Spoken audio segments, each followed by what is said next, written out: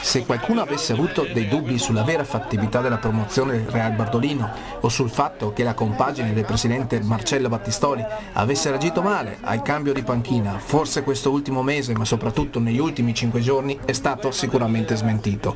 5 albe di fuoco, verrebbe da dire, che hanno visto l'11 di Grazia Trentin superare prima la seconda in classifica e poi la terza, mettendo così ancora di più in cassaforte il passaggio di categoria. Ora solo la matematica può dare i titoli di coda alla grande cavalcata del Real Bardolino, che ha visto quest'oggi superare per 4-0 anche il Salara Calcio, appunto terza forza del torneo. Il tutto, anche se le ragazze gialloblu erano ancora visibilmente claudicanti dalla battaglia di domenica scorsa contro il Plix e Torri, in una gara ricca di emozioni, giocate a ritmi elevati, imponendo fin da subito il proprio gioco.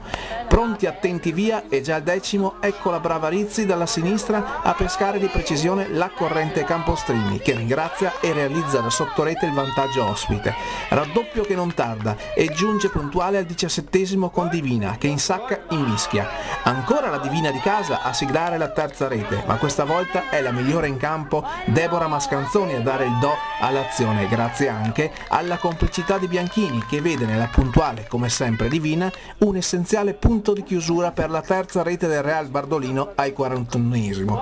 Nella ripresa la splendida rete di Rizzi, imbeccata abilmente da Mucco per la quarta rete di precisione, tra gli applausi del numeroso pubblico presente giunto da Bardolino per seguire il Real.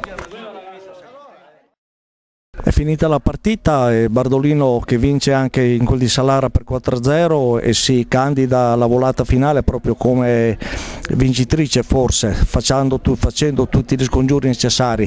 Siamo qui con Annalisa Divina, che oggi ha fatto una doppietta alla quale passiamo il microfono, che ci spiegherà, ci dirà alcune cosine.